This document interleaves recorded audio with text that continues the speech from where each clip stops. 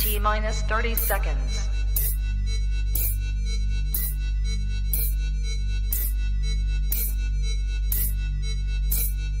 T-minus 20 seconds.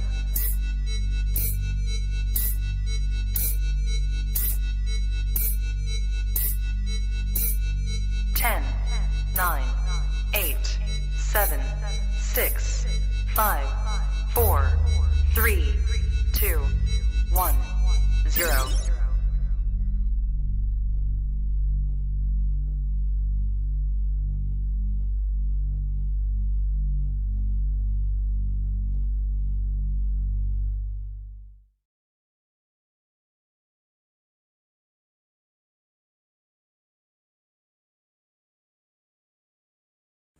Good.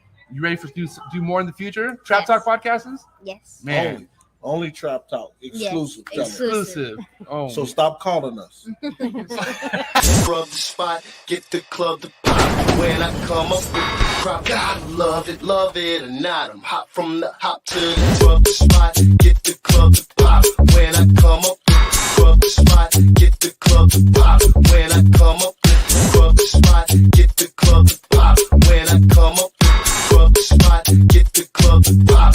When I come up with everybody, we do it. Everybody, we do it.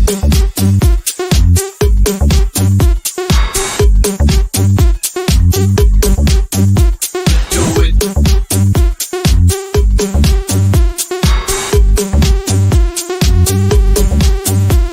Do it.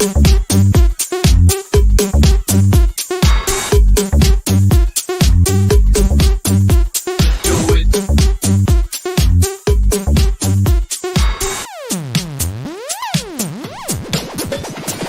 Rub the spot, get the club to pop. When I come up, rub the spot, get the club to pop. When I come up, rub the spot, get the club to pop. When I come up, rub the spot, get the club to pop. When I come up. you are now tapped into the coolest reptile podcast in the world. Welcome to episode 433, Trap Talk Reptile Podcast. I'm your boy MJ, and with me, next to me, are two good friends, Emilio Villarino, Marc Bailey from Marc Bailey Reptiles. What is good, fellas? Everything, man. Marc- West Coast, baby. I mean, okay, I love it when Marc comes, but Marc's not a stranger to San Diego anymore, bro. Like, he comes here a lot. This is epic. Like, I got fucking Emilio from Villarino Reptiles kicking it in the trap.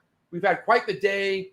We've done a vlog together, but tell everyone out there how you've been having, how much fun you've been having and whatnot. Yo, San Diego is amazing. The trap is amazing.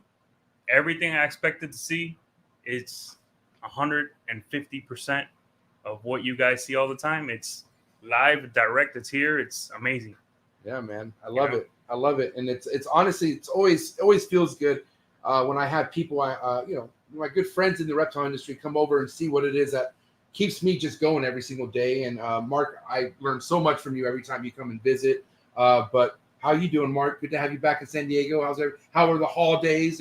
We're in 2024. How the hell does that feel?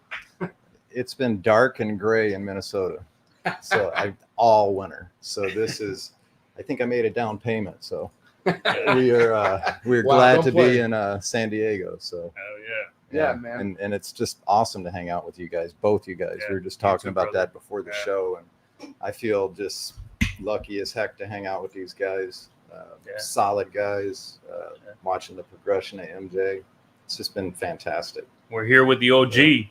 Yep. Yeah. Well, Okay. thank you for having me. 34 years. Let's go. Yeah. Yeah, it's amazing to have just kind of the both, experienced people like you sitting here with me because, big weekend ahead of us. It's the Reptile Super Show. I do want to say shout out to tonight's sponsor, which is the Reptile Super Show. Thank you, Rami. Thank you to the entire Reptile Super Show team. But, man, let's go. Drop a comment. Let me know if you are attending or vending the Reptile Super Show. Now, this has to be your first Super Show, Emilio. Am I right? Yes. Yeah. This is my first show on the West Coast. I can't wait. Seen great things. Yeah. It looks amazing. Can't wait. Yeah. Now, you've vended plenty of times, like we talked about. You kind of got your feet pretty concreted as far as in the vending lifestyle. But what do you expect being on the West Coast? Like, what kind of stands out when it comes to you thinking of being at a reptile show, not in Florida or the East Coast? Well, throughout the years, I've heard that the West Coast spends, boy, they buy them reptiles, they go at it. I mean, that's what I've heard. You know, my guys on the East Coast, they tell me, yo, you got to vend one day in Cali. You have to. I mean, that's what I've been told, man. And Marc has serious roots in SoCal when it comes to reptile shows. A lot of the shows that are big and popular today, before those shows, it was shows in Anaheim and whatnot, right? Like, can you kind of explain like the roots of SoCal reptile shows, like before the NARBCs and whatnot, or was it NARBC that was here? Well, there were a few. Going back in time, the first show I did out here was the NARBC show. Okay. And that was, I can't remember the year that was. That was in Anaheim. They did that for, I don't know, maybe 5 years, maybe a little bit longer than that. And I think that's when Super Show took over and kind of got rolling. And it's been, I always felt like 20, 25 years ago, the California market was a little bit behind the East Coast market, but with great opportunity. And now today we're seeing, I mean, it's equal both sides of the country. Yeah. I mean, this is solid over here. The Super Show is huge. Yeah, I think the numbers that pass through there, it bigger than I've ever seen. The Anaheim show this past year was fantastic. Both Pomona. I think this would be my third Pomona, but okay, we're we'll catch the next one too. We'll catch the next one. Yeah, it's all good. Yeah, I think that's what I kind of see from the videos and everything I see when they're advertising the show, the clips. I see a packed house. Oh, it's huge. Packed, yeah. packed, it's and huge. it's huge. Yeah. So that is an allure for me, man. Yeah. I want to go in there and I want to meet people. Yep. You know, let's give You props. will. Let's give You props will. to Rami and his marketing. Man. Yeah. I mean, He's Rami done a knows how to great job. fucking market Yep. the shit out of the Yep. show, and And- it's caught up, and it's proven the reason why these shows are so packed is because he's built a reputation behind these shows now. You know, and every vendor that I've ever talked to, where Romney's name has come up, they have nothing but good things to say. He's a people guy, man, and he's for the people. You know, Sounds like he goes overboard for He does, the people man. that support him. Yeah, and another individual I was lucky to meet through Forrest. You know what I'm saying? And it's just Forrest had a good. He was good at connecting with some of the most important people I feel like in the industry. You're one of them, and Rami definitely. You know, I feel like having a relationship with Rami is awesome because I don't know, man. All Emilio and I preach about a lot is longevity and how we just don't have anything but just wanting to be here for a long time, and being connected with Rami, it's like solidifies that, like makes that even more concrete. Because Rami's he's a lifer, you know. we want to For sure. be you. Yeah. Does that feel good? Careful Well, what I you mean, hope for, man. Does that feel good? Not Because me. I'm giving you props, I yo. appreciate Not me. that, He only man. does ball Thank you. pythons, so that's not going to be me. I get it, but I've that done longevity, I've done a lot of things. Yo, Yes, yo, yes. it's a lifetime. Yeah. Yo, It so is. congratulations, man, on It's a doing what you love lifestyle and a your whole life. yeah. Mark, do you I get appreciate you know, that. do you get offended when, like, because I have to consider people like you who kept, I don't know, do you even know the number of species that you were breeding and keeping at one point in your life, like a rough number? How many species of snakes? I don't know. I haven't thought about it in a long time. The because there's so many different colubrids, and I did a large number of colubrids. I did, I think, 3 or 4 different subspecies of boa constrictors. It adds up, and countless different colubrids. Lizards. It's just been a ride, and I still, I'm kind of backing down a little bit just so I can get outside and see more stuff. I love seeing stuff breed in the wild, so that's, I mean, that's you live my in the ticket. wild almost. I mean, Minnesota, it's not the most easy accessible place where you live. Like, it's kind of remote, right? No, the Twin Cities are big, but I don't live in the Twin Cities. I live a little bit kind of semi-rural, Right. Close enough, but not too far. You can get into some, no man's land in Minnesota for sure. Yeah, I bet. But I'm kind of where there's people, It's comfortable. We got everything we need. I don't leave home too often. Just come here. Come to San Diego. Yeah, my home away from home. I love it, man. Yep. Watching little Leo grow up. Yeah, man, what a trip. Yeah. Now, you've seen a lot of ups and downs in so many different eras of this reptile industry and the hobby. But how do you feel about Reptiles Super Show and people's expectations when it comes to like making sales? Like, what would you have to say to so that? like that for me, it was real simple. There were two things. I never laid an expectation on I tried. My goals were never to lay an expectation on a show, and what was the other one? Did it already. This happens every episode. Yeah. So yeah, just no expectations, and I mean the other big thing is have nothing bad happen at a show. Have like a vehicle breakdown or have any bring home mites or have an issue like that, because that's a big loss. Why don't you, for the record, lay down the 5 Ps?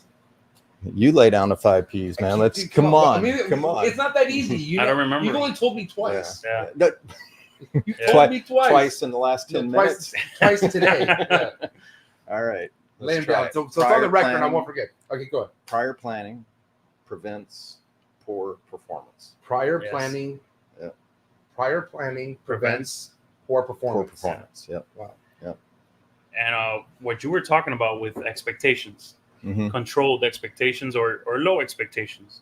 How do you want to put it? Controlled expectations? I think controlled them, but Okay. I mean, That- I would go and I'd try to go in with no expectations. Okay, that comes with time, Mhm. right? Well, the way I did that was I would try to set myself up where I didn't have to go to the show to make money to pay a bill. Okay. Because once you do that, you put yourself in a bad position. Yeah, you're gonna be Then you're gonna be dropping the ball, Yeah. right? Okay, but what are the odds of someone vending a show not needing to pay bills and needing to sell reptile? Like It's hard work, man. You gotta You have to have a diverse game going. you gotta use the 5 Right. Ps, man. Yeah, Yeah. I mean, even in I mean, everything, you- not only yeah. in shows, but just even in- Obviously that's not gonna always happen, but that was one thing I really tried hard. But to what do. you're advocating is having a diverse plan and not depending on one avenue. right? Mhm. That's what you're doing. We've always had that. Yeah, but I could also, like I did a lot of shows over the years. I would do, 2 or 3 shows in a weekend. Okay, when I used to drive, I would drive and I had pet shops lined up to stop at, so I'd Mhm. make sales along the way. Yeah. Okay, so I had that also, Yeah. and then I'm the doing show that too. was just. I'm doing that a little bit. too, yeah. But so like that worked for me, because the worst thing I could do to myself would be to set high expectations at a show. Like let's say if I was going to vend the show tomorrow and I went there and I said, well, I'm going to have to sell 50 snakes tomorrow. I just got to do it. And then you go to the show and it doesn't happen for whatever reason. Well, if I did that, I'd go into a depression. It's also You know? unless you're wholesaling some items, that's Mhm. also a little unrealistic, correct? You would say Well, yeah, that's right now. I mean, that's right kinda, now. I tried never to set expectations, Okay, good. So then when you had the ups and downs, Mhm. and it really was when there were good times, it was like, wow, this is really nice. And then when there were bad times, it's like, well, that's the way it goes. Well, you know the saying, right? Mhm. You got to take the good with the bad. You got to right? take it how Yeah, it goes. yeah. Yeah. And I think the last Yeah. thing people should try to do is put unnecessary pressure on themselves. Right. Because they want to have fun, and I think they should look it- forward to meeting that next person who could be Yeah. either their influence or mentor or just an overall friend. Like Mhm. you meet legit, genuine, good people in this game. Here's Look at 2 that this. I met right This here. is crazy. And, yeah, and I'm this is awesome. yeah. I always say the second best thing other than the animals are the people. Yeah, The people. even though that could kind of be here's the thing: reptiles will always be number one because they're innocent. They can't steal from you. Mhm. People can steal from you. People could really do some backstabbing things. Yeah. But that's something you grow to learn to live with. Like you kind of know how not to let people like that in your life. And I feel like you've kind of got really good at that throughout your time in this industry. You would say, right, Mark, as far as Oh, that, yeah. and not even making a scene about it, you would say, like, it doesn't seem like drama is anything a part of the formula of yours or what you do, period. I feel like you're very good at avoiding all that. So, one thing that we talked about the last couple of days, the three of us, is ego. And there's a lot of ego in this game. There's a lot of ego in every industry, various types of industry. But I've always noticed that in this, and I've never had an ego with animals. I don't know how that works. It doesn't make sense. Crazy. But people do. They want to, hey, I have this and it makes me bigger and stronger, whatever. People gotta focus on being the best person they can be, right? And not compare themselves to countless others, right? Compare yourself to where you were last year. You know what I mean? I mean, don't compare yourself to other people. That's where your ego kind of comes in, and it takes over, right? Yeah. When you stop trying to put yourself with somebody else, that's when you start living. If you can stop doing that. I mean, the biggest challenge is yourself, right? Like the person you should kind of continuously to want to like look at where to do better at is like not the person in the same industry as you, or it's kind of yourself, because everyone has like, dude, a lot of people are fucked up, but see, some people don't like to even look at that. Like some of them don't even realize that it's them that's the problem, and I feel like that's a huge problem first and foremost, but personal responsibility. But personal it growth, it is so easy to look the other way and analyze everything that you're looking at, everybody you're looking at. I mean, but the hardest thing to do is look at that person right there. Yeah. And I feel like I've been so lucky to have done this for a living for so long, and be able to work at home, not have a boss, and that's allowed me a lot of growth. Yeah. And I think I don't know if I'd still be here today if it weren't for this whole, the whole opportunity I had here. So I mean, the learning, it's just ongoing, and I still have a lot to learn, about life, about animals, how to maintain everything, how to maintain a stable mind, sanity. Yeah, because things are evolving every day. Man, we all have our shit. Right? Yeah. Yep. One thing I've noticed, and maybe, let me know what you guys both think of this, but I think this industry could really be something to give you some really great couple of years, like years you would never expect, but then once you get hit with that bad, heavy year, they don't know how to deal with it. And also, that's kind of a way where you kind of see someone's true colors. Like, have you ever seen someone switch up due to their bad year, their poor year, and maybe even just be shady or something like that? Like, all because of their bad year, Yep. They go south. Some people go south. They'll start doing exactly what you're saying, just, lie, cheat, and steal, and when it gets there, I had those times in my life before the reptile trade. Yeah. And so, I experienced that. And then with this opportunity came the passion, which I never had passion for work, for a job. Me neither. This is the first, DJing was, so, how fucking lucky are we that we have this passion? Yeah. It without that, I talk to people about passion, and there's so many people that don't have any passion about anything. I had a passion even in my professional career for growth and for getting better and growing and consistently going up the ladder. I still have that today, but the passion for the animals is much more important. So when you add those two together, it's a win-win. Man. And there were times too when I went way, my life became all animals. And so, MJ and I talk about it all the time, is the balance. And, at that point in time, things got a little out of balance. You figure that out, start shifting, so it's just a constant ongoing. It's got to be passion adaptation, and love, right? If you're doing too much, some people might lose that. Yeah. And then where you at after that, right? Yeah. Yep. Certain strengths in this industry could allow you to get away with certain weaknesses. You know what I mean? And I feel like if you're a single guy, or you don't have a family, you have a good job, I mean, it's a fucking fun time to be in the reptile world. I mean, as long as you are on top of certain things, you don't really need to, it's kind of a bit of a freedom. What changes is when life hits you, right? Like a goddamn kid. I never realized how unscheduled I do all my things until Leo came. And then I realized, and you told me that's the first time I really heard what streamlining is. You told me I need to start streamlining. And then Lily told me I need to start. I don't know if you guys talked or something, but then Lily told me, dude, you need to start streamlining. And that's once I started realizing how to not waste little time that I was wasting everywhere. Because that's a bad habit, man. Like that picks up to where you're just like a lot of times you could be wasting when you're not really picking up on anything that's scheduled to do right away, Yeah. But it's an adjustment. It's just part of getting better. Yeah, but it's good for you. Yeah.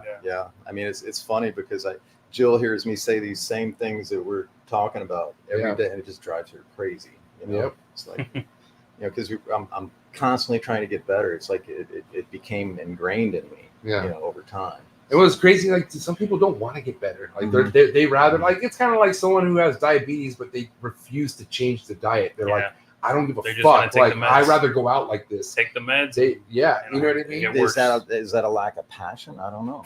I mean, a lack of drive. Like what? Like do you not have the purpose? Like, or let's be real here. It's a lack of, again, being honest to themselves and saying, "Hey, this is what I got to do.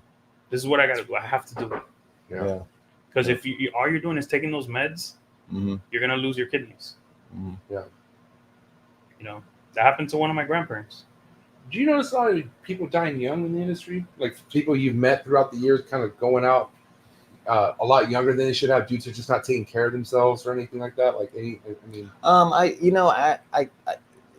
I guess now that you ask me that, not really. I think it's kind of that across the board. Right. I think you have just that's life. Yeah. It sucks. I mean, I've lost a lot of friends over the years to various things, and I mean that's stress is also a killer. And stress and worry and all that. That's part of the balance. Oh yeah. But the biggest thing is like I wake up and do my thing every day. Who's going to stop me from opening up a bottle and drinking? Because I could get fucked up and do animal stuff. And there's people who can do that and maintain that life for how long? You know what I'm saying? Only you can stop that. Yeah, for sure. Yeah. And have the whereabouts to recognize it. That's I'm so glad I had that. Like the times I've had those problems and the times that I've gotten a little bit out of hand, I've kind of looked out and see what's happening, but you can't, sometimes you can't control it. Yeah. So it's each, we're all different. And for me, what I had to do is I had to find what works for me. Yeah. Okay. I'm not a big people person. I that's all good. I can interact with people. I've got no problem with it. But I like my alone time. I completely like my alone time. I like to not hear any, I like to be able to the quiet. I like to be able to hear, relax. So none of that sounds like it's in my future anytime soon. Not anytime soon. Being quiet, relax. I mean, we relax when he's asleep. And I do get that time. Sometimes I have to run Jill out, and that's, but she's getting her alone time now. It's when you get to think the most. It is that's analyze. That's exactly what I just that's plan. That's exactly how I describe it to her. It's like I it's the only way I can think. Strategize. And it's taken many years to get to where I can give myself some space, time. Yeah. So it's true. When I used to get home from work, I used to have to decompress for a while. Yeah. Yeah, and you had the snakes during then, right? So it was decompressing by going into the room. It was either the drive home or going into the room, checking stuff, see if something's paired up, or locked up or whatever. Right. Man, there's so many things I wish that I know now that I wish I would have known, over the course of the way. But we all say that, man. We all say that. Yeah. Well, I want the audience out there to trip out on this kind of situation here, because we have someone who's 30 plus years full time in the reptile industry. Emilio, what year is this for you? 5? Full time. Going into year 2. Oh shit. Okay. Yeah. A lot earlier than I thought. Yeah. But year 2, right? what have been some things that you've maybe adjusted or figured out that needed to be adjusted as soon as you kind of got your first year being full time? Like, what were some of the maybe gaps that you were able to fill, or anything that you could kind of tell anyone out there who's maybe on the verge of going full time, or maybe they can and they just don't want to? You know, anyone that could relate to this. Well, first and foremost, I did not completely depend on prior results being my lead or my map or my guide. I foresaw some change coming, some market saturation. I foresaw a slowdown. I watch the economy. I watch disposable income. I watch everything that's going on in the world. So I started breeding mice, cut some costs there. I now sell mice. I started selling substrate. I got lucky, and now I have a Patreon style subscription on IG. It's doing very good. You know, it's connect with the right people, and haven't missed a beat. Yeah. Even with all the change that's been happening, and it's been amazing. Do you think the people's the biggest thing that you just, out of everything that stands out as far as what's helped you grow and just kind of get you on the path of forwardness? Do you think it's the people you've connected yourself with? Yeah, the people, having a good reputation, taking care of people, going the extra mile for everyone. Right. Everyone, not some, everyone. Not taking anything for granted. When me and you first started talking, and becoming good friends, I told you I don't take anything for granted, MJ. I know everything. You could lose anything at any moment. So that is my approach. I don't take my friends for granted. I don't take my customers for granted. I don't take anything for granted. No. Yeah, you seem very humbled too. Yeah. Well, yeah. Well, that too. Yeah. Yeah. I mean, well, you to an clearly, extent, right? you were, we met yesterday. I mean, we visited before. Yeah. I think for a couple hours or whatever. Yeah. So I've kind of gotten to know you before meeting you, but upon meeting you, I mean, you're solid, man. I mean, Thank you. Appreciate that. You're straight up. There's not one person to say something bad about you too, because that's easy to have in this industry when you're on your way up. Mm-hmm. Bro, nobody could talk shit about Emilio. Nobody can. Trust me, Yeah. nobody can, because they would have at this point. Mhm. Because you're so close to me. The fact that you're close to me, someone would have said something by now if they could, but they can't. I do my best to take care of everybody. Yeah. You can't take care of everybody. You cannot. Yeah. But I try. You try. Yeah. Well, and you obviously work hard, and where you are right now, you must have done exactly the same thing. Yep. You don't even need an Instagram. Mm-hmm. Dude. You don't need to post a picture. So true. He won't do it. I already tried to. I gave You don't crazy, need. You don't offers. need to. You have your people. You've taken care of so many people. You've returning grown. customers. You've grown this hobby. Yeah. You've been a big part of that pioneer group. It's you okay. know? So I think also too I think a person becomes a reptile breeder can have success if they have the mentality that the better everybody else does, the better I do. Yeah. I mean, we're like, that's such a big thing where everybody's in competition with each other. I mean, it gets, there's a lot of tough stuff that goes on, but I mean, I have always felt like the better everybody does, the better I do. Yeah. I mean, you got people trying to put other people out, stuff. We see this stuff. Oh my God. And it's just, that's not going to work. Yeah. It doesn't, so it's better if everybody supports each other. That's in a perfect world. So. And you, I mean, we don't need to say names, but there's definitely some sort of like bullying type mentality when it comes to like big breeder vending other big breeders. Like, I don't know, like when you're in control due to influence with certain projects, you could really fuck up or fuck around with some shit. You know what I mean? And it's almost dangerous. It's like, I've seen all of it. This person has it for this guy, so he degrades that project. And I mean, just It's, stay on the up and up. Keep things real. It's a lot more fun. Yeah. Now, there's too many good people in this. it really is.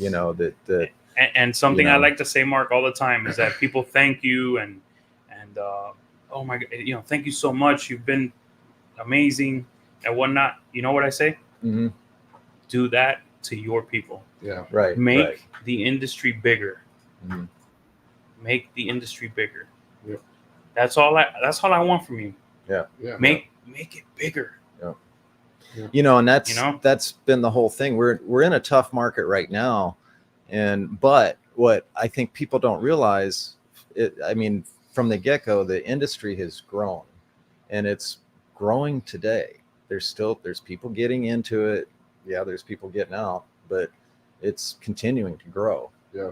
So would you say, Mark, and I don't mean this in any bad way towards people that are getting out, but would you say that the industry, that it's a revolving door that just keeps getting bigger? Yeah, it is. That's a good way to put it. And there's a lot of people that get in and they get out. That's going to happen because people are going to test the waters. We need, you need to test the waters before you know. You can't really know if this is going to be your thing until you do it a little bit. Yeah. And then there comes a point in time, I think, where where the person knows, hey, What about the person who doesn't know how, what to do with their prices right now? Like, no matter what they're hearing about, don't be that idiot and slash your prices, but the person next to you at the show is doing exactly that. Hell, the person right across from you is doing buy one, get two free. Like, what does a person do in that case to their multi-phones? I don't, that's a tough thing. That you're going to have to pound the pavement. Don't count on a show. Because nowadays there's so much competition that's going to happen to some people. There's probably going to be some people this weekend that are disappointed. I've gone through some of that. I hold still. I live to fight another day. I don't give my animals. I do not give my animals away. I don't do it.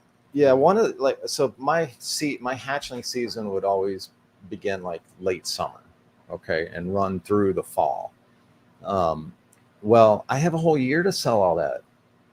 That people don't. If it doesn't sell now, they drop the price in half. Yeah. All right. Well, I've heard this. Okay. So the spring is an awesome time of the year. People get their. It's it's almost like it's not like COVID, but people are getting their tax return. Yeah. And that's for real. I used to I have a hard time shipping stuff where I live in Minnesota in the winter. And so I wouldn't be able to ship much stuff in the winter. And I didn't really give a shit because I'd let everybody else, drop these prices. Yeah. And then, come springtime, I would raise the prices because there was nothing available. Yes. Yeah. Everyone gave it away. Or not gave it away, but just, some people you have to set yourself up so that you can hold your production. Yeah. Or at least a certain amount of it, for that full year as inventory to sell. A friend of mine told me once that Brian Sharp had a really good response to him when, when people asked him, oh, what do you do in these situations? They asked him, does your job pay you for the full year early? Mm-hmm. You have to work the full year, right? To make your money. Yeah. It's what you're saying. Yeah. Yeah. Selling certain snakes are going to take you a while. I'm going to be there the year anyway. Yeah. What's, with time, people learn that patience. Mm-hmm. Right. It comes with time. Yeah. And polish. Yeah. Like Matt Yates said, people get polished, right? Yeah. In the beginning, I'll admit to you, and I don't know about you, MJ, but I'll admit to you that in the beginning, I was like, okay, I got to move this stuff. I got to move this stuff. I would, oh my God. No, I never felt. You never felt like that? No, because of COVID. Like my first breeding year of selling snakes was 2020. Okay. And it went to an Instagram story and it was gone. Okay. Yeah. For me, it was fun. It was no pressure at all. And then obviously until it got to the point where I'm like, okay, the stories aren't working. I need Morph Market. And Morph Market's always been consistent. Even to today, I won't say it's once a week right now. It's but it pops up out of nowhere, and I'm like, wow, this is great. You know what I'm saying? I will say at least minimum 2 sales a month. My beginning, I'm talking about 2008, 2009, 2010. when it was rough. Yep. You know, I'm with you. Morph Market, I sell 2 or 3 snakes a week, sometimes more. Yeah. Even That's now good. that there's no shipping, people Yeah. are hitting me up, and you know, you got to give them the bad news. Yeah. You know, hey, you know, we might not be able to ship for a while. The business is good, Mhm. but it's just not COVID good.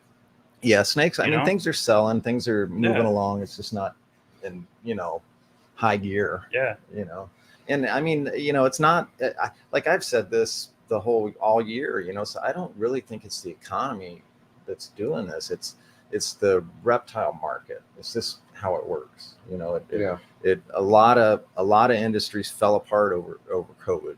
You know, the reptile industry went through the roof, and right now there's a lot of industry and businesses that are doing great. The reptile industry is taking a little bit of a hit. So it, you know, it's the, like, you know, they always said the pet trade was recession proof, you know, that the pet trade does better during a recession. And, you know, that's kind of held a little bit true. I agree. But, you know, I mean, we haven't been in a recession, you know, so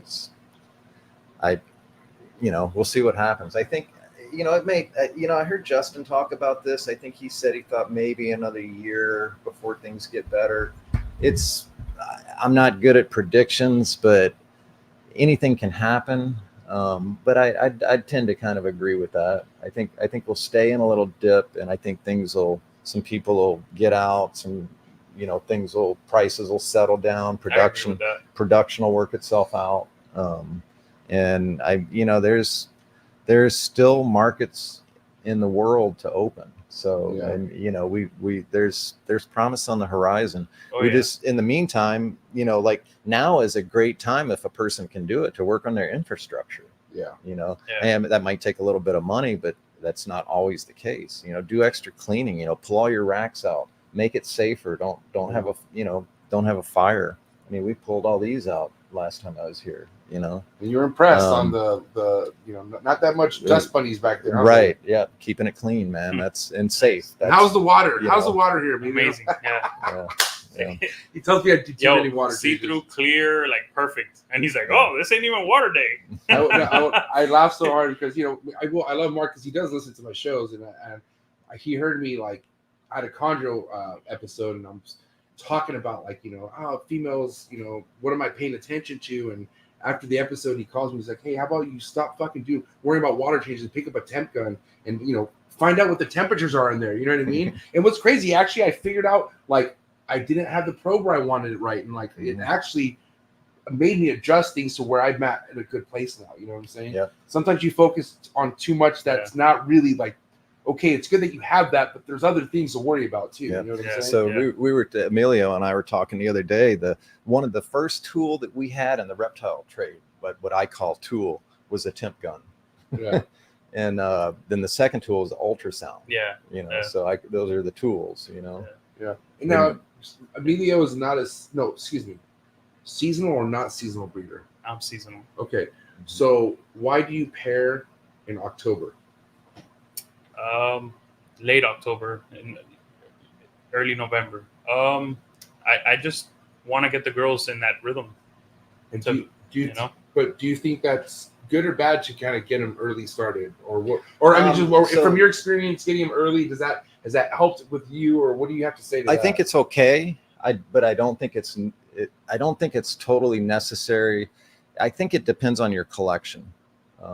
All my animals that I'm breeding now are born in my facility, so they're on my season.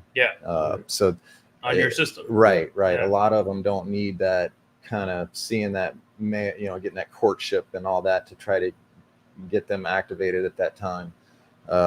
So like I haven't paired anything up. So I will say this. MJ, you hear what he said though? He hasn't paired anything. I used to start in October. You know, I have been ultrasounding the girls. Most of the girls are at 10 millimeters. Yeah. Those girls, obviously, they probably shouldn't be breeding, right? Till January. They'll hang out at 5 to 10 for a minute, you know, all the time. I mean, they'll do that in the off season sometimes. Okay. You know, but it's when they pop up to that 15 to set. All of a sudden, you'll look at them. And but now I do have some girls that are 18 to 25. Yeah, Those are yeah. prime, right? Those are Yeah. the ones you want to go ahead and Yeah, start so- hitting. I have been breeding most of them Mm-hmm. because that's what I've always done. But yeah, I will be adjusting with the ultrasound. This is my first year with the ultrasound. This I is your finally- first year with it? Yeah. Yeah. I'm getting It's more a prime it's this a year. great learning tool. We were talking Yeah. about Yeah. well, we Yeah, both they're all- talked it's about awesome. it. Yeah. And I'm not doing the butterfly. I'm just gonna get the regular. Again, I'm gonna be consistent and, Mhm. and say I don't need it, but it's great to have. Yeah. It's I tell you what, it's it's an added skill. You it's know what I mean? great well, to and have. it's reassurance. Yes. Or where it's really nice if you've got like one particular animal or one male you want to get on certain females. Yeah. Just to make sure. It's also Yeah. good to see if you're wasting your time, wasting that male out, right? Yeah. I mean, Well, Oh, and yeah. that like so the early pairings, I'm starting to look at that like that might be wasted energy on a male. yeah. When they're at that 5 to 10, trying to get them to grow because they're gonna Something grow. could turn off with them. Like they could just be like, you know what, I don't want to breed no more. Like I'm just like kind of like. I mean, not every breeder's a. Yeah. You know what You I know, mean? So- usually if I've had a male start breeding in a season, he'll breed all season. Yeah. It's the ones that don't start Yeah. breeding. Yeah, And then a couple of I've those. had males breed great for 2 years and completely take a year off. Most baffling thing I've ever seen. Mm. Why? And that's not being overbred. Why would a male not breed anything for a year? And then I'll say this, man. Like last year, I think I didn't have enough males. I'm gonna have to keep more males. That's very common. I'm gonna have to keep more males, man. That's You told me I didn't need to keep back 2 males. I've I mean, You did. You told me. Well, dude, but- you all right. can't trust one male, bro. You Yeah. can't. you're right. about to You rip can't. it You can't. But that's I've done very good over the years selling breeder males right before the breeding season because people are short on males. We in the You MJ know. chair, yo. Good guy, man.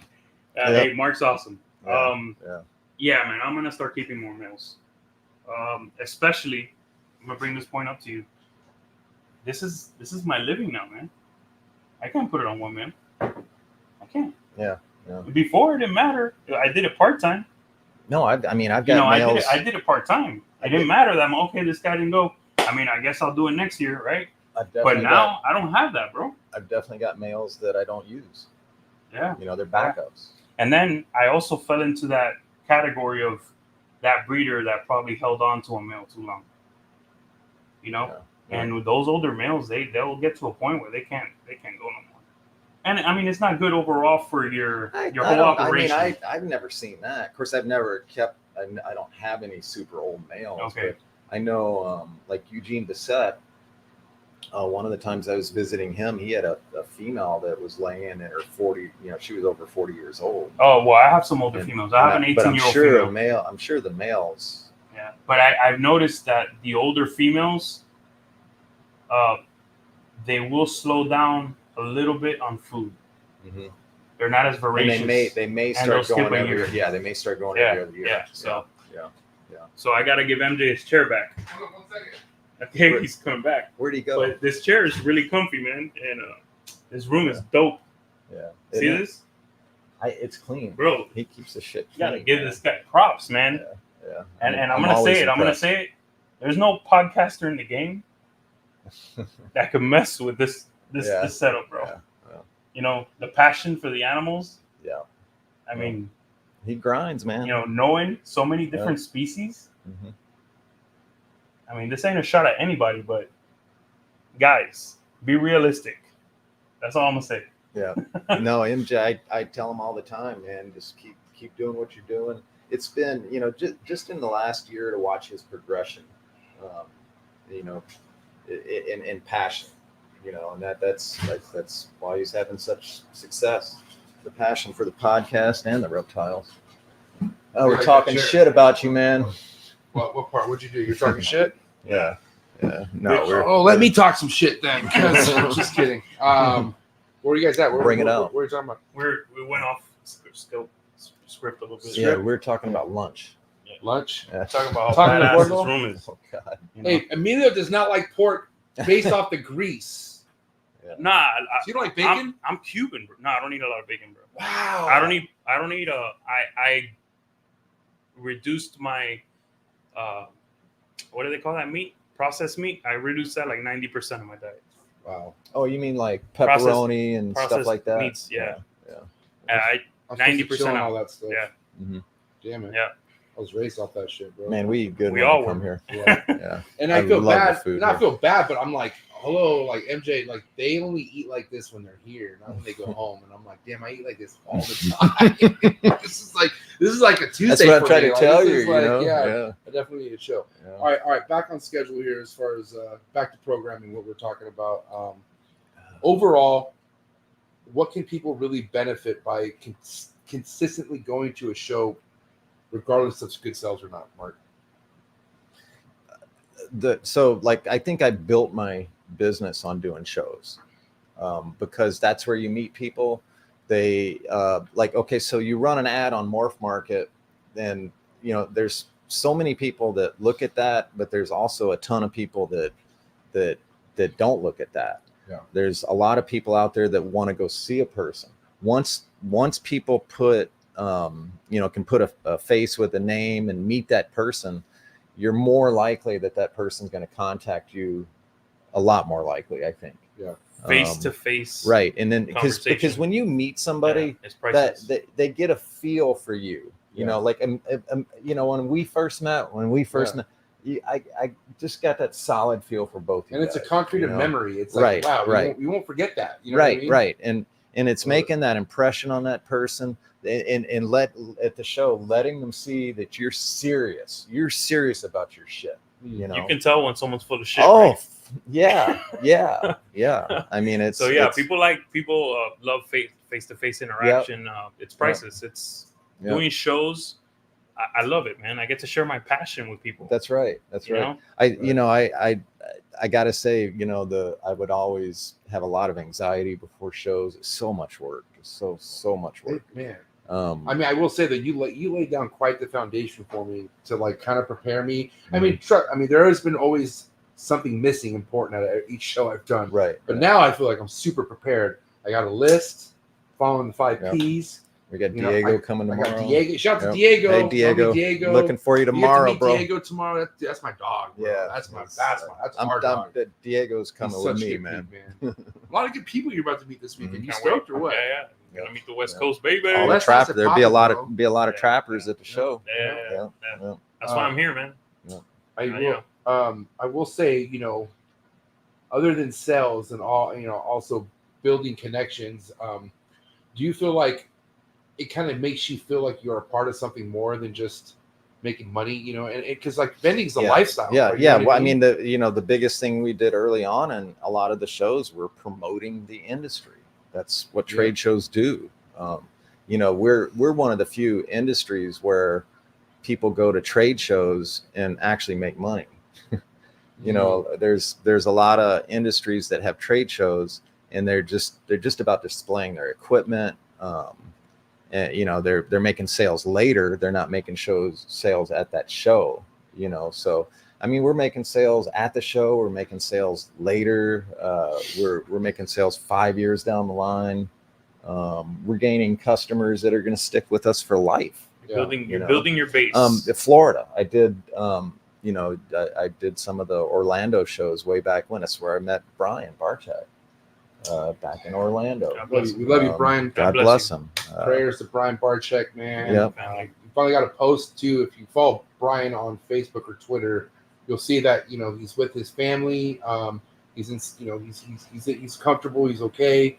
So just give his respect to his family and let them be together. But yeah, man, Brian, we love you so much. I mean, man, think about Brian Barchek. You've seen so many eras of Brian Barchek. I mean, you've seen him go from, the underground levels of the reptile game, reptile shows in a barn on dirt, to now the era of Barchek, snake bites, everything that he's done. Like, and that's a good friend of yours, man. So it's like, whoa, like, yeah, Brian and I have been good friends for since the beginning. It was the beginning for him too. He is the hardest working person I think I've ever known. And just for real, never satisfied. Right. Just this hands Super down ambitious. the hardest working And the reason he was such a hard worker is he found his passion. Yeah. You And know? he knew it too. Right. At Right. a young age. And this is why I admire the young, Stephen Cush and the young youth kids who've been there, are no longer kids anymore, but people who've been in this industry at a young age and now developed, they're a little ahead of their time. They're a little they think differently, they have different priorities. And Barczyk from the young age, from teenage years, he's just been ahead of his time. Yeah. I mean, he was just a big overachiever. The things that he has accomplished have just been. I can tell you guys, blow me away. I can tell you guys, I wouldn't be here without him. I mean, we used to have so conversations, and I used to tell him this stuff. Yeah. You know, you completely blow me away with what you do. You know, and it's, he's been a big inspiration to me. And I don't think when you tell him that it goes in one ear out the other. I think he literally takes those words and he harnesses them in. He remembers. He remembers everything. Yep. Holds on to them and doesn't forget. Yep. I don't think he's someone who like hears you and go, okay, no, whatever. No, I think he loves hearing it, and it shows. It's kind of why he is so for everyone. He's the most giving person I've ever met, man. He really is. He's really selfless. Well, we've been very lucky you and I have been very lucky to know him. Yeah, man. You know, I don't know him like that. I met him a couple times, but I'll tell you, he's one of my heroes, and he's our Steve Irwin. Yeah, he's been a huge inspiration. He's big, for me, he's bigger than Steve Irwin, and that's crazy to say because Steve Irwin, that's my childhood memory. But Steve Irwin did not bring me like you said, this wouldn't be here without Barczyk, because I wouldn't be in the industry like this. Like he gave me the stepping stones. Objectively, some could compare and maybe say that Brian became bigger. Right? Yeah, well, because of the social media aspect. Yeah. I mean, they had television back then, but I don't know. It's just different. You know what? You're right. You're right. You're absolutely right. If we look at it in that angle, you're right. He is bigger. Yeah. I mean, he's done more, right? In a longer time span.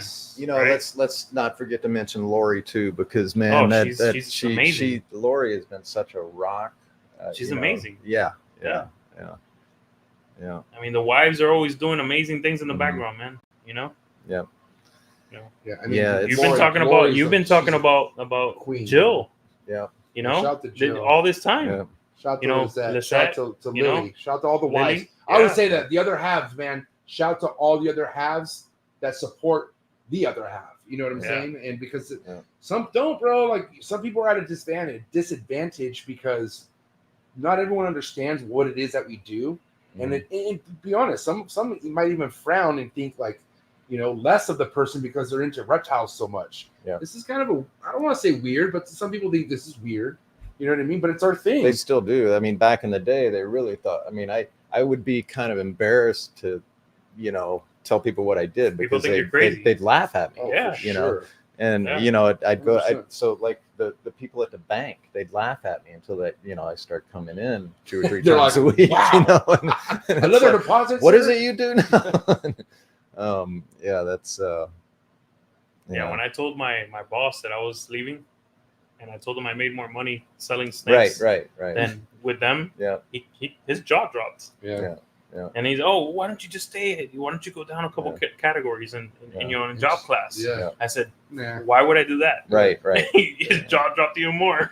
I was like, okay, I'm gone. See you later. Yeah, we're pretty lucky to be doing this. But I prepared 8 years to do that.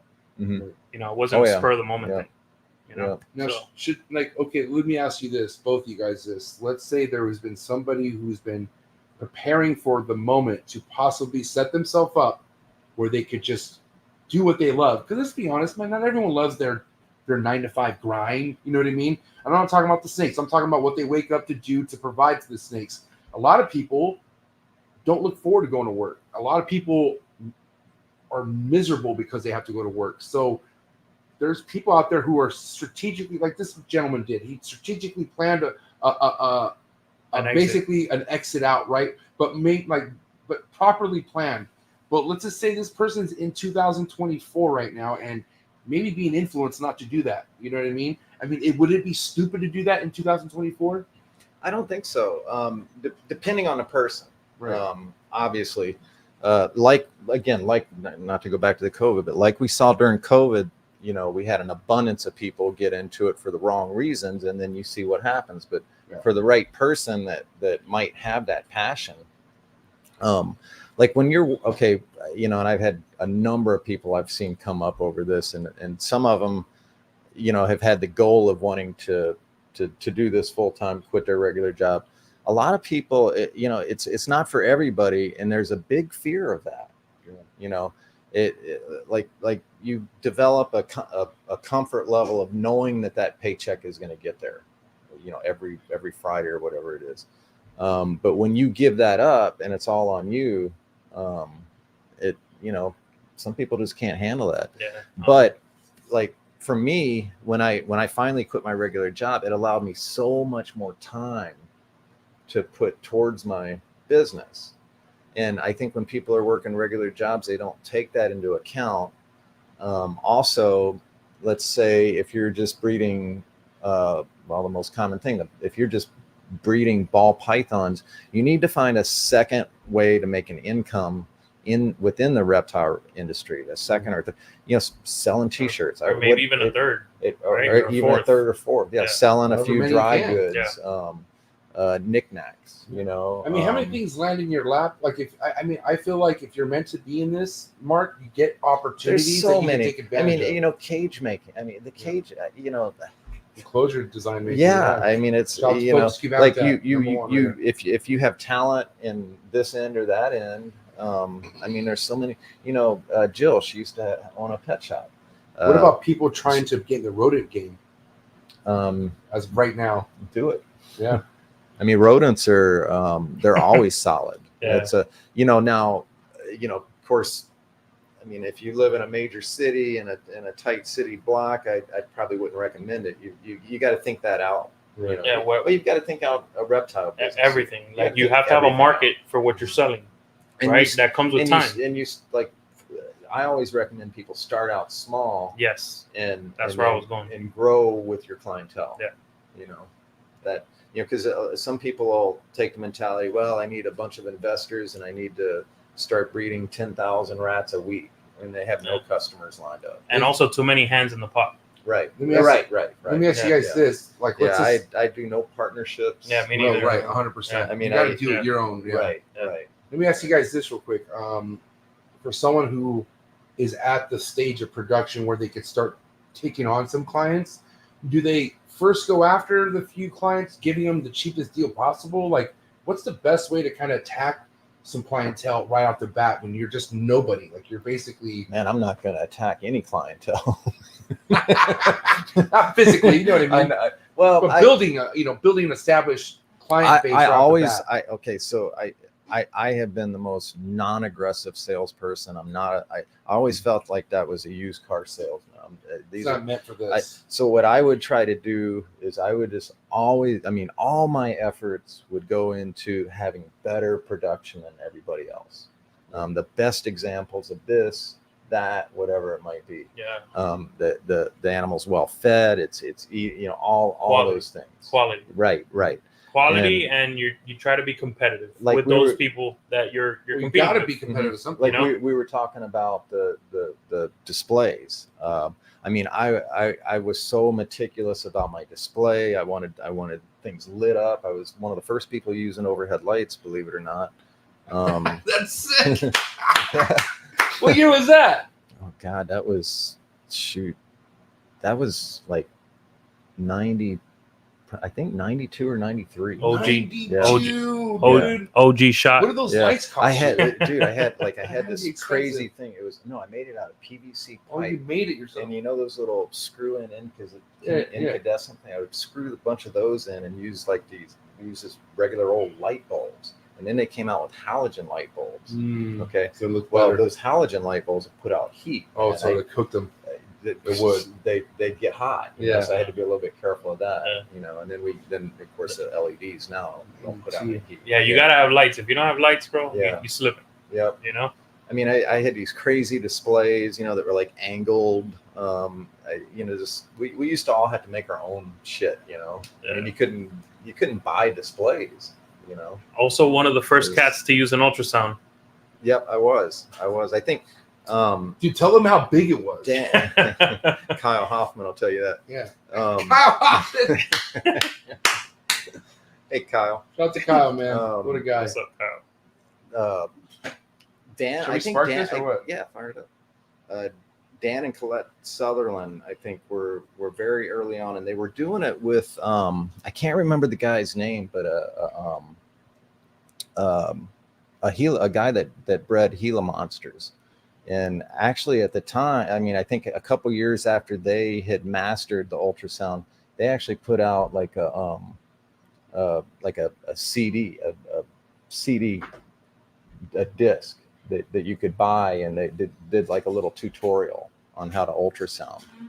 And I think it was, I can't remember the year I got that thing, but I had a girlfriend at the time that was a vet, and she hooked me up with a secondhand equipment, like vet equipment, and I got this ultrasound that was, I mean, it was the size of one of those great big tool chests, okay, with a big old Some monitor people still on have them. I have a buddy that's using one like that. that. It was the most got it super craziest thing. Yeah, I got it You for got it nothing. super Yeah, cheap. man. Where do you yeah. fucking store something like that? I don't know. It took up I think so he found much it on space. Craigslist, bro. It took up so much Yeah. space, and it didn't really work that good. But it accomplished what I needed it to. I figured it out, and I learned how to ultrasound snakes. So Now you say ultrasounding snakes is an art. yeah, It's not as easy an art. as getting it and figuring, like, you're going to find out how to use it that day, right? Well, you're right. You're not gonna really have a clue at what you're looking at. Right. I mean, you got to figure out the settings on it, figure out what you're doing, get it dialed in, and then you've got to learn the anatomy of a snake. Yeah. And then you've got to be able to see the follicles. So there's definitely a learning curve to I'll it. tell you this: the one I got, man, I picked it up pretty fast. Yeah. And what helped you think? It's Just probably using a better Just- ultrasound machine Just than I. messing with it, Yeah. and you know what? Honestly, the first couple times the set helped me, Mhm. bro. I put the snakes a certain way Yeah. on the table, where I do by myself. Yeah. See, I want to know how to do that. See, I Bro, started like I the hooked first the time. tail. I hooked the tail on the table. I let them go forward, And you just stretch them out. stretch Yeah. them out. Yeah. Bam. Yeah. It's over. But There's a you got couple ones girls. that don't like to sit still. Yeah. I was There's a saying- couple girls that'll give me a hard time, but Yeah. they older females are fine, man. It's the younger females that flip out on you a little So bit. like what I like to do is I like to open their tub, and I like to catch them before they even move. yeah, some people do it while like they're that. chilling. Yeah. Yeah. Because if if they're Taking curled them out up and right, shit, yeah. I know right where the follicles are. So Yeah. I'll just And for the most part, they're not moving. like I don't use it a whole lot now, but I like to confirm stuff with it. And Yeah, I figured out exactly where the follicles are already. right. It's pretty simple. Yeah. Would you like some weed, Emilio? Yeah. All right, this is epic. Smoking with my boys, bro. Coolest reptile podcast in the world. That's what we I'm talking won't about. talk about last night. That was my bad, bro. I gotta remember, like, sometimes baby dabs aren't always a baby dab, and I did Emilio kind of dirty, man. It wasn't on purpose though. And then Manfredi tried saying that was literally gonna happen on purpose, and it wasn't on purpose. I heard that's habitual in you. That you always do that shit. I heard one of the trappers was blind. Adler, Yeah. God bless Adler. Adler was blind. Yeah, He was fucking- blind. I heard- and he was supposed to do. He was helping me do a podcast at like I heard 30 minutes. I before. heard another homeboy went outside and threw up. At least I didn't throw up.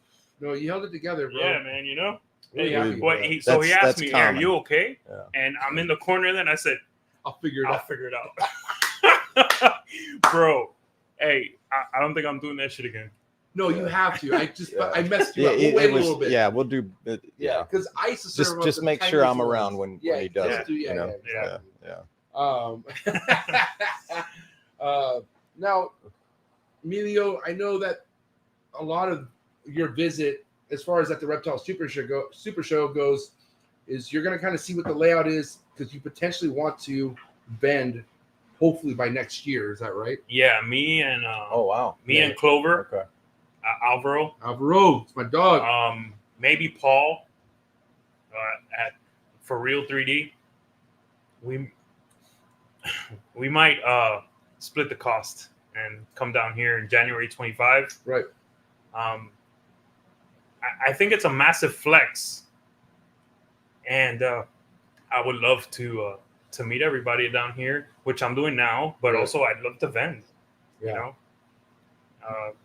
Then one day I'll do Tinley. One day I'll do Dallas, the former Arlington show. Yeah, no more Arlington. But It's crazy. you know what? I figured, hey, I'm gonna bypass Tinley. I'm gonna bypass Dallas, bypass St. Louis, and I'm going to the West Coast. Yeah. Come on Number out, one man. show in You the know? country, baby. Let's go. Super show. Now, what would be the game plan behind traveling, you think? Like, I know that's kind of not there yet, but I mean, are you guys going to get together as far as what to travel in, what time to travel in? Are you guys going to take separate cars? We're gonna go in probably in my vehicle, my truck, Uh-huh. or we're gonna rent a Sprinter van. Dude, we gotta do a cost analysis, Yeah, for sure. and figure it out. But I'm probably leaning on using my truck. Why don't you fly? I mean, I have to do a cost analysis on sending Yeah. all my gear out. I mean, air freight is cheap. You know, and how comfortable do I feel doing that? You know, Right. that's something I gotta get into your head about. Yeah, I can help you with all that. We could figure that out. Yeah. Also, I mean, it's a lot of dotting T's and crossing you kind of I's. lose control Yeah. of your situation Mhm. by shipping it. Yeah. Right. A lot of people don't do it because they lose control. But man, look, putting those snakes on the road like that for that many days is hard on them. Yeah. Right. Yeah, I think that might be hard. It might be harder than the flight. It might be. Less traveling. That's because that's how many days? I mean, that's 4 days, 4 days of the nonstop. road. Yeah. Nonstop. Yeah. Yeah, that's a little bit rough. Yeah. I mean, we'll see. I'm 80% gonna do it. 90%. That's a very high number. And When I want to do, and then like when I would want to you do something, like I a do light, it. you Yeah. do a light load or what? I'll bring, I don't know, probably bring 50 animals. Yeah. You know. All right, I have a question. 50 animals. I'm not a pro at vending at all. I'm just getting my feet wet. So You're I'm taking about 20, I would say, or so. But what is 50 snakes on a table to you, Mark? Is that a small number of snakes you feel like? Is that an average, or do you feel like that's a lot? Like, what is the number 50? Like, what is that? I mean, it depends on what you have. That could be Ball pythons. Yeah, I mean, that could be all Oh, so Yeah. what kind of ball python? right. That could be all 50, 10K plus animals. Yeah, for me, I'm gonna have every Um, sales tier. That's right. that's been And my I think approach. I think that's fantastic. So I want to have a little bit of everything. Yep, Is there a yep. disadvantage of taking too many animals? I mean, well, we were talking about a couple of situations earlier, but with other people. Right. I mean, there's no rules, so a person can do whatever they want. I think you do what you're comfortable with. Yeah. I would say like what you're doing is what you're comfortable with. It's what you have. Yeah, and slowing it. Yeah. starting small is fantastic. Yeah. And you've got the two-prong approach because you've got the show and then you've got the podcast as well. Yeah. And I think you coming out here first time a little bit smaller numbers is probably smart just to make sure that Get your you feet wet. you've got everything covered. MJ is an example of having every box checked off. Right. Yep. MJ, he's gonna have ball pythons eventually at the Yeah. table. He's gonna Yeah. have, maybe you could show some chondros. Maybe. That's I had just had a guy on the show he has 6 holdback neonate chondros that he's taking to Tinley. So, and I'm like, dude, I would love. I mean, I don't have the balls to do that right now, obviously. Like my you can have biggest, everything. I would love that. Bro, you're gonna kill it, bro. my biggest concern Who does that? Mark, there's an ashtray right here. I'm so confused. I thought that was what you No, okay. dude. God The, damn it, And Mark. MJ, who could do that? What you could do once you there's have a- all that dialed in. See. So like my biggest concern with the shows and bringing animals to the shows is biosecurity. Yeah. Yeah. Yeah, I'm glad you brought that up. So that's- how do people kind of get over that? I mean, so when I would go do a show, like, what are the priorities? Okay. Right. Well, the priorities are that I get there and I get home in one piece and we don't bring a problem I home. think Yes. I've probably said that a million times. Right. If I do that, I had a successful show, Right. So the first thing you got to do is prevent yourself from getting mites, Yeah. the basic stuff. Yeah. And And your pre-show theme for that is what? I actually prevent a mite everything that I'm taking to the show, and that's coming back to my property. I mean, that includes, you know, when I used to drive, I would treat my vehicle, my luggage bag, my shoes, you know, anything that a mite could attach to or you know, hook on, you know, get tied up in, all my equipment, displays, everything. You know, it would take a little bit of time, but I you know, I think we were talking the other day, I think it was about 20 years ago was the last time I had mites. Damn. And, yeah. 20 years ago. Knock on wood. Yeah. Knock on wood. You ain't worried about it. On my wood. life, I've never had them. Yeah. Knock on wood. Yeah. But I've only when had was the one last species. time? So like I tell people this, you know, they go to a show, they come back from a show. Did you bring mites home? Oh no. I said, Yeah, well, you won't know for months. Yeah. You'll know when there's You know. millions on Would the you way. say it's also beneficial to pick The first thing to know about mites is to understand their life cycle. Yeah.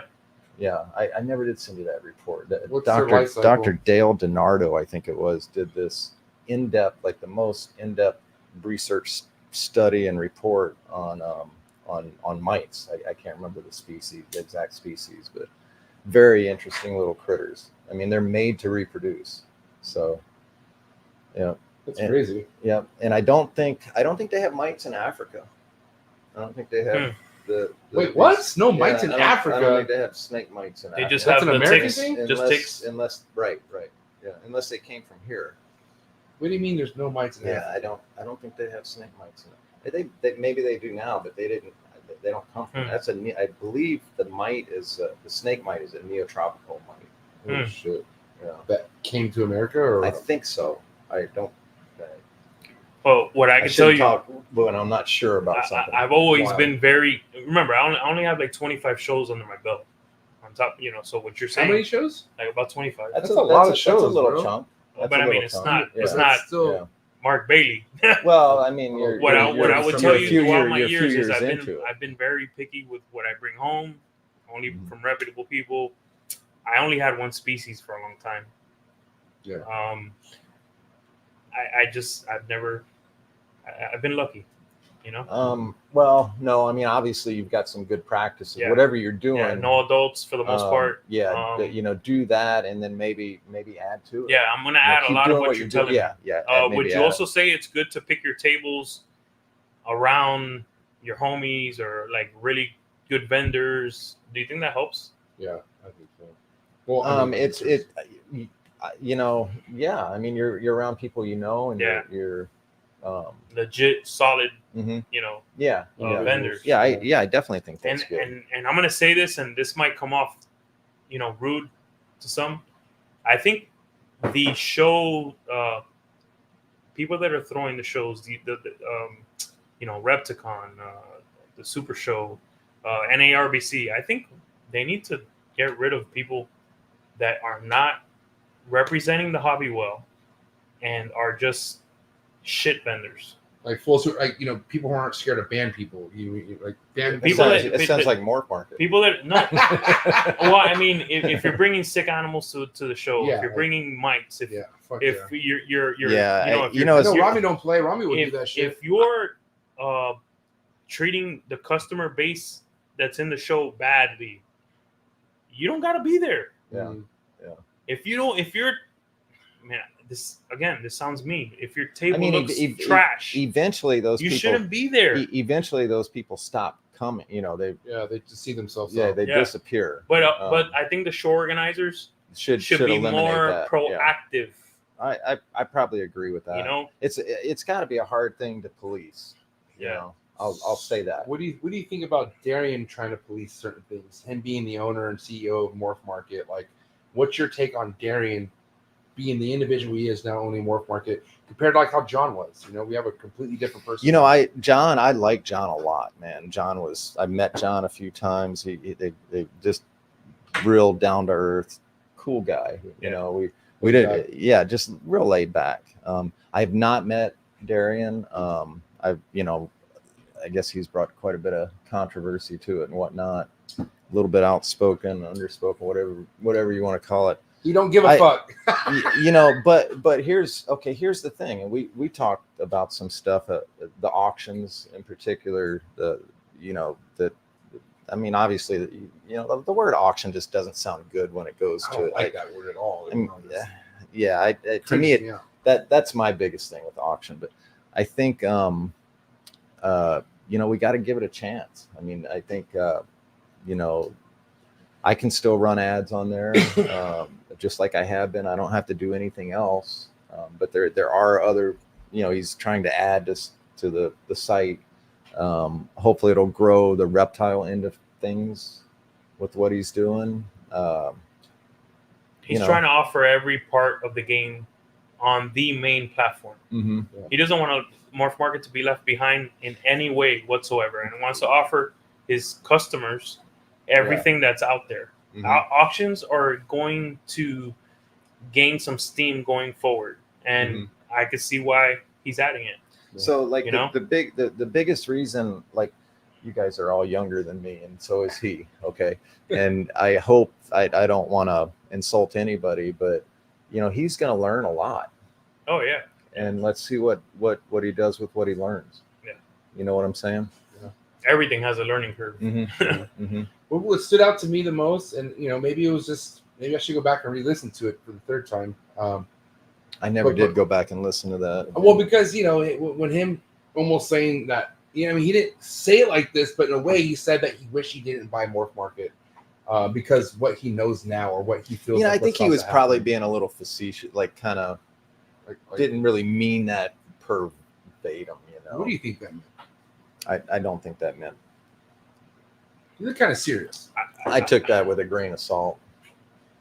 I think maybe he was just being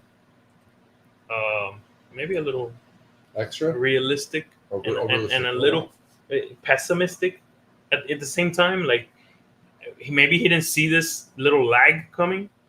I mean, if he would have been more in the market, into the reptile market, and really been in it long term, he should have seen this lag coming. Well, because he kind of came in guns a-blazing and then got a bunch of shit and probably didn't expect to get a bunch of shit. Yeah. But that said, I mean, the it's amazing. It's better than ever. But I think maybe he expected a little bit more love, a little bit more respect. Yeah. He definitely wanted more hugs. I think, I don't blame him. But we all want that, right? Yeah. Maybe we all need to give him a hug. I understand him. We all want that, bro. Yeah. I really understand the guy, but me being that guy, I would never take on Morph Market because I know I wouldn't do any service to Morph Market personally because the way I am, and I know I'm gonna fucking take someone's head off, and that's just my personality. Well, look, man, here's my thing. I just appreciate the hell out of that site being there. Oh, I love it, dude. I love it. A lot of us, a lot of people who are relevant in the industry love Morph Market for the site that it is. Yeah. Those that are attacking Morph Market, they don't make money. I just don't think they could be doing very well across the board. Yeah. Show me someone really relevant in the industry talking shit about Morph Market as far as them not having any success. It's not Bob Clark. Well, Bob wish he could have his account back. In fact, Bob wants his account back. Should get his we account can't lie back. about Bob should get it. You know what? Hey, I think he should Bob's get it a friend of mine. Bob Bob should get his account should back. get his account back. Yeah. Man, maybe this will influence Darian. Yeah. I asked Darian, I was like, is it a possibility that he can ever get his account back? Bob's he said, a good guy. Of course there is. So maybe there just needs to be something. I think he should get it back. Yeah. I think he apologized and he took some responsibility. Yeah. For some of the things that was said, back and forth. So let's go, Darren. Step up. What's up? No, man. Either way, like you said, I think change is also one thing that's hard for anyone to take on. As far as everyone dealing with the change in Morph Market and what Morph Market is kind of known for now, but at the end of the day, like it's still Morph Market, and what the hell's going to outdo Morph Market right now? Like, what else out there can even remotely compare to Morph Market? Yeah, nothing. Yeah, only Morph Market could hurt Morph Market, in my opinion. That's right. I think and I think that's. I mean, being that that's the only option that we're doing right now. I don't think people are going to quit signing up. No. I think he said he's grown. Yeah. So that says something too about the industry, okay? And he seems to be. I don't see his paperwork or anything, but he seems to be somewhat transparent. And I mean, that is a good indication that the industry is growing, even in a down time. So it's, you know. Yeah, and cool. what are your guys' remarks to the rumors about like him being so freely banning certain people that could be a threat to Morph Market? And I could say a threat as in either they don't represent an animal well on the site, or it's something to where like a search engine type thing. I don't know, man. Because it's a competitive world, right? We all know that, and we know Darian has that attitude of just I'm gonna take over and fuck everyone up. I still think you should be fair to everyone and offer the platform to everyone. You have the number one platform. I don't think anyone's a real threat to you. Yeah. You know, only you. You have to make continuously make the platform better, and I think he's doing that. So I don't think anyone is a threat to Morph Market and its standing. Yeah. So I hope that's not what's happening, because it isn't. It isn't a threat to Morph Market at all. So what exactly are we talking about here? I'm not. I've heard rumors of people being banned because they have a really high search engine position. I mean, again, people talk. You know. Yeah. Dynasty Reptiles no longer a part of Morph Market. Yeah, like we're not too sure why. How does that happen? Yeah. Which maybe I should ask Darian. You know, the other day, but like, how does that happen? Yeah, I have no idea. You know? I have no idea. I mean, I think you got to be fair. Yeah. And I guess I haven't ever read the rules top to bottom. What are the rules? Yeah. So there are no rules, I don't think. You know, yeah, I mean, of course, there are Morph Market regulations, but I mean, come on, Darian can pull. I mean, if he wants to, you don't care. If the owner of Morph Market wanted to do that type of stuff, I think it would, you know, I mean, that's going to affect his reputation. You know, I don't think it's going to put an end to Morph Market. I don't think it would hurt Morph Market at all, but it would, you know, it would affect how people might look at Darian. Well, again, very happy with where it is, you know, where it's going. With the changes that have been made. Yeah. You know, nobody's perfect, right? And there's stuff that probably we don't know about. There could be, right? But man, like, I mean, the guy, you know, a couple of things that I have noticed about him that I don't think he gets. I mean, he really seems to rally behind US Arc, which I think is great. Oh yeah, that's amazing. That's I really like that. You know, I've always been a big supporter of US Arc. We need that. You know, and we'll just see what happens. Yeah, day by day. Yeah, I mean, the industry's growing. He's going to grow. We're all going to use Morph Market. So, you know, and really that, you know, the other thing about Morph Market people take for granted, that is so cheap to use. As a small business. Yeah. I mean, you know, you can make a living by using Morph Market. Oh yeah. You know, so you know, again, I can tell you, I break down my numbers every year. The last couple of years, it's been about 35% of my business. Mm-hmm. You know, and that's huge. Yeah, that's who can sit here and say, yeah, and I mean, you do a fair amount of shows. Who can sit here and say, oh, I'm gonna get rid of my Morph Market because I don't like the owner. Right. Bro, what? Like what? Yeah. That means your head's really not in the whole business side. What's going on here? And that's fine. You're hobbyist. That's cool. There's shit that's gonna. There's stupid. There's always gonna be shit in this world you don't like. You gotta get over it. You know, how about that? You got the red light, and there's always gonna be. No shit. You got stop signs. You know, you're always gonna have people that you have friction with.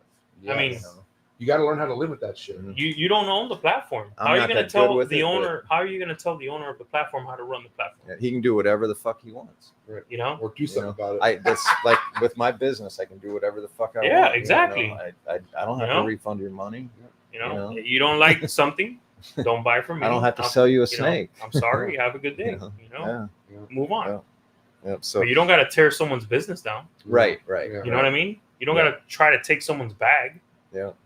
Like and that happens across the industry, man. Well, we're seeing it right now. You know, I mean, we like see it move all on, the time. bro. Yeah. Like, yeah, there's too many good things to work on in this and to focus on this.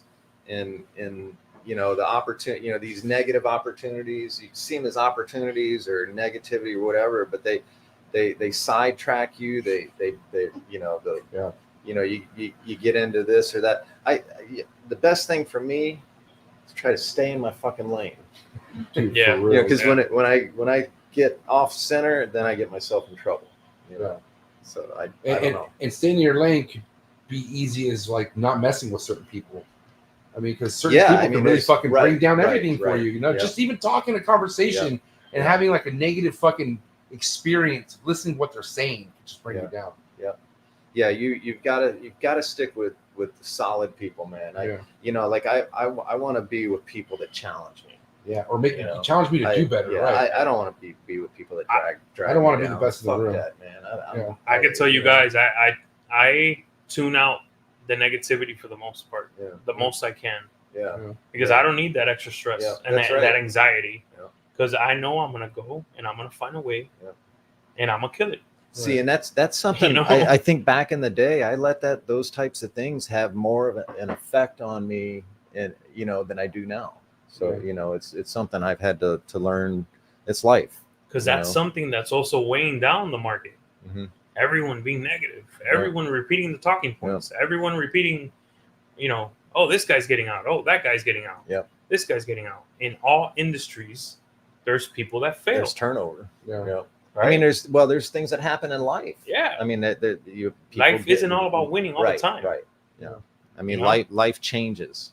Now, there's been like a stigma or like a kind of like a vibe in the air when it comes to like people who have a really good sense of potential in their projects that they're growing up. Like they are kind of influenced or taught not to buy a snake at a show. Like you don't buy a snake at a show. And I don't think that's necessarily true. And I think of a few reasons why that's not true. Like, do you feel like prices could be better at a show versus Morph Market sometimes? Yeah.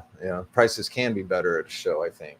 Because you've got the vendors that are bringing all their snakes there. They'd be very happy to bring one less home. Yeah, that's the whole point. So, bring less back. Right. But as far as buying a snake at a show, no, I don't think it's a bad thing at all. I mean, you have to. Has to be the right person. Right. The right snake. And you got to feel good about it. You get to analyze the snake. Right. It's right there. I mean, you still need to, I would always suggest a quarantine, all the above, I don't mind buying a snake at a show. If there's something on Morph Market I really need, I'll get it. I'll get it there as long as the person is reputable, the animal looks right on point and whatnot. But hey, I'll tell you, there's nothing like buying it in person, bro. There's not. I mean, I've bought plenty of snakes at shows over the years. Buying it in person, analyzing it, the whole body composition and how everything. So I mean, the real color. I think I bought a snake at a show when you were that we went to one time. Which one? Yeah, Anaheim? one of the Tinleys, I think. Oh, really? Yeah. The last cinema you went to? Yeah. What snake was it? Yeah, I think. It was a paint. Yeah, paint yellow belly from Chad Holker. From Chad, yeah. Shout out to Chad Remember Holker. that? That's my guy. Yep. How big is that snake now? Is it breeding yet? I think I'm going to try him here pretty soon. I think in Jan, when I start, I'll try to get some production out of him this year. Yeah, Marc Bailey. Let's talk a little bit of some projects real quick. You know what I mean? I got a couple ones in mind. Like, okay, do you want to talk about paint and where you feel like paint's at right now? I have no idea. Okay. I mean, I know it's too new to you then. I just know it seems pretty cool, and it's just something I'm gonna. It's creeping and coming up. Yeah. What about zebra? Yeah, I've got some zebra stuff. What do you think about the zebra, the Super Mackenzie being compared and being similar? I've heard that, and I don't know what the latest is on it, but I don't know that there's any validity to it. I can't say that I know that there's not. Right. I know that I got the zebra stuff that I think Steve Russis originated that. Adam is selling them. Yeah, there's also another one they call Striker. Is that similar? Yeah. Is that European or something? I'm not sure, but maybe someone in the chat could let us know. But I've seen it. Okay, so the zebra gene's been around for a while. Okay, so there may have been more than one zebra. Okay, came in. you're right. You're right. But why doesn't Yeah. it seem like it's been around for a while? Like I feel like the first time it's Because ever been out was when Adam Chess was just a zebra. Well, I asked Adam about that. He's, when Steve first produced the zebra, and I remember seeing the pictures. Steve and I are friends. Cool guy. Have you met him? No. I love Steve. But, yeah, Steve's. I like Steve. What's the last name? Which Steve? Ruiz's. Oh no, I Ruiz's. haven't met him. Yeah. Yeah. He was mainly a pie guy for a long time. Yeah, right? yeah. Where's he out of? Yeah. He's in New York. Or, He's still one of the biggest pie producers in the world, right? yeah, he produces a lot. Yeah. But yeah, I think, what did he make? He was one of the first. I think he made the first quad recessive animal ever made. Oh yeah. Like a couple years ago. Oh okay. Yeah. He was big with albino pies, right? Back in the day. God, I can't remember. Yeah. I think probably. Yeah. I know he did. He was big at one of the first to do clown pies. Yeah, and he stopped selling to the public pretty much. Right. It's mainly Some years wholesaling back. now, right? Yeah. I saw him. I think he was at that same Tinley we were at last year. But where were we going with Well, I that? mean, just as far as like comparisons and like because one thing, Mark, that like I try to like not let it bother me so much, but especially when it comes to hosting a show that is always bringing up a name I've never fucking heard about, and it's like, God damn it! And the thing is, it does pick up steam. Like you'll have a handful of other people saying this is what it is, and I'm like, dude, why? Yeah. But I mean, really, you can't do shit about it, right? Yeah. I mean, if it's a line of something, it's a line of something. Well, I mean, here the one thing we have now is we're moving into genetic testing. Yeah, shout out to RGI, shout out to the sponsor. Right. Yes. And those are good guys. Yeah, shout out to Ben and Sean. There's two guys. There's gonna be less of that bullshit of trying to name something else. Yep. And I got something new. Yeah. Okay, genetic tested. They've got the yellow belly thing figured out, so you can get that genetically tested now.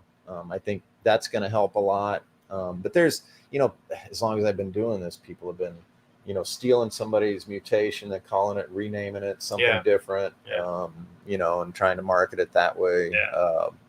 The new thing. Yeah, it's, I don't know. But I wouldn't doubt it if there's other lines of zebras out there. What do you think of Sunset? I don't have any Sunset. And will you ever have Sunset? Are you waiting for something? What is it? I'm not waiting for anything. I'm not, no, I probably won't have any Sunset.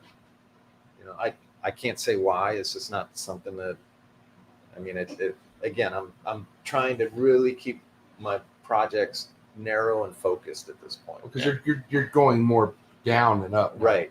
So it would be kind of senseless of you to do that because starts a whole other group. Never say never. Say never. Never say never. Yeah. But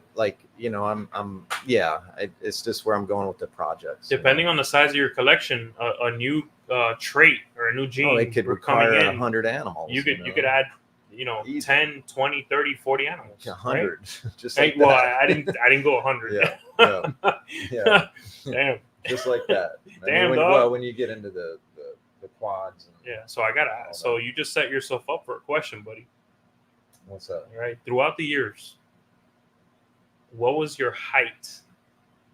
When it comes to animals on hand, like breeder animals. Numbers? Yeah. Your collection. Okay, so as I was growing, I always wanted, because I had the rodents going too. Mm-hmm. I always wanted to keep my reptiles where I could do all of my reptiles in one day. Yeah. Yes. Well, we then I got employees. Yeah. So now it changed. That didn't work. But then we did that for I think a solid 20 years, and then the last 10 plus years I've downsized. Probably the last 12 or 13 years, I started downsizing the rodent business, and then just moving towards just doing the ball pythons. Yeah, because life changes.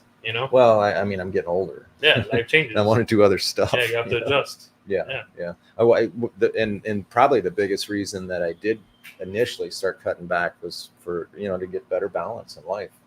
That's something Brian said on the episode. He said that he wished that he would have maybe traveled a little bit more. Yeah. Maybe Mm-hmm. little things Brian like that. said a lot of heavy things on that episode. Yeah. Man. And it was kind of just like Because you admire someone who Little works so surreal. you admire someone who works so hard, but sometimes the whole saying "stop to smell the roses." Yeah. Like It's hard. It's like I mean, you get like when you because you like nobody trained Brian. no. Okay, No. so Brian had to train himself. Okay, so like he trained himself to work hard every day. Yeah. Okay, That's all and that I do. becomes ingrained in you. Yeah. I did the same thing. Yeah, I You know, agree with that. I can- I'm the I- same way. I think MJ's the same way. If Yeah. you wake up Yep. today, you have to be productive. Right, Yeah. right. I But- don't feel right. Yeah. unless I'm doing something. But you there comes a point in time where you're not going to feel right unless you start to spread out. I mean, you've got a little bit of balance right now, yeah, and you're doing. just trying to figure out. Both you guys. seem I to finally have got a some vlog coming out tomorrow. It's Yeah. gonna be epic. Get ready. The trap Yeah. vlogs on YouTube. Set your reminder. You're gonna see a lot of animals, man. Yeah. Okay, nice, good shots of them. Amazing trap. Amazing trap animals, man. Yeah. Love it. I love it, man. Honestly, These are like my favorites over That's here. I've been raving about those. Oh, the 2 days I've been here. Yeah. He's like, yeah, those were from last year.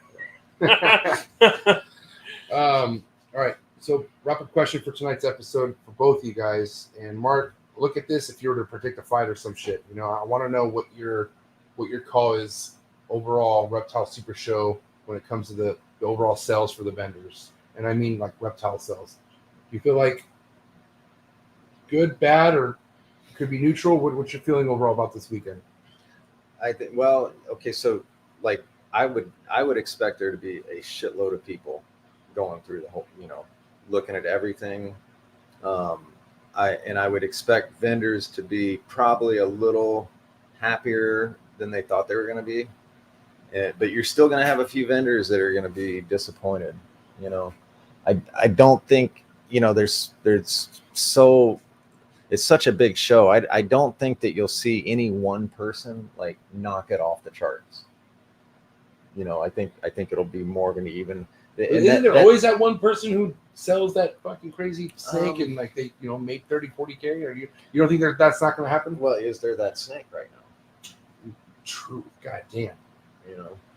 Well, that was a bum show. I mean, it's true. Is there that snake out there? Right And now. is that person Right now. Is that person out there? And I mean there is, but are those two going to meet at Pomona? Yeah. Yeah.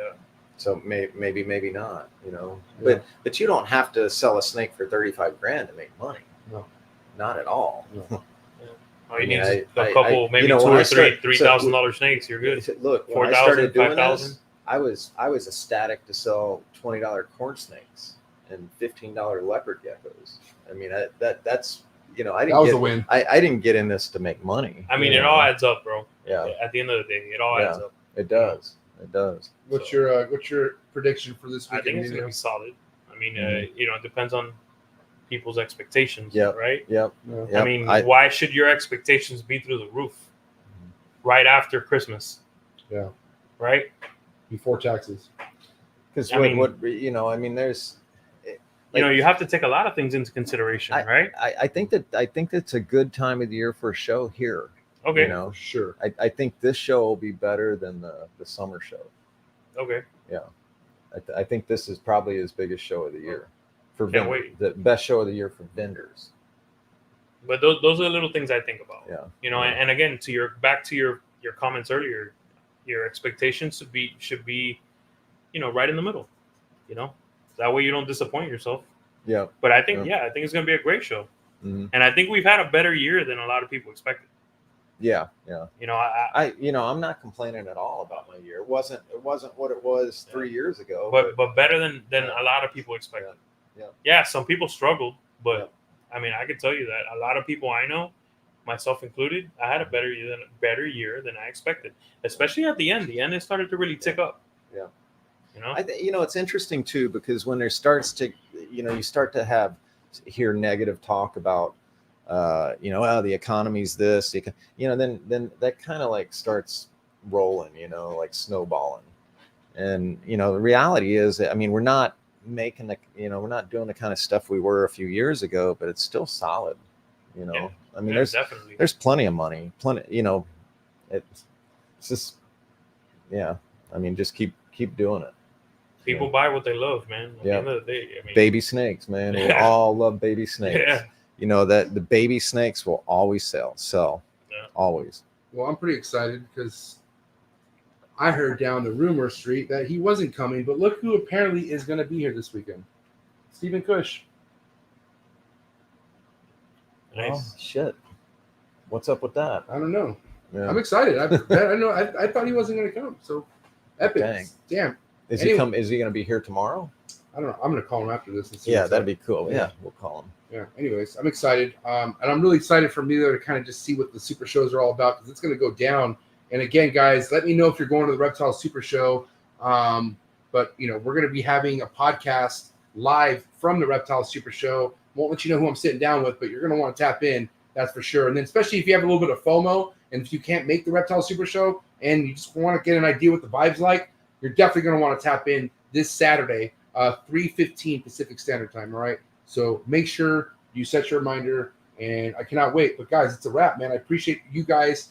This was iconic, having my two good homies sitting down, and mainly you guys chopping it up. I feel like this is epic. You've been wanting to talk to Marc for a minute, so Man, it's been a joy to hang with you, man. I Respect appreciate the it. pioneers, respect the OGs, man. Yeah. You know, without guys like this guy here, we wouldn't be here.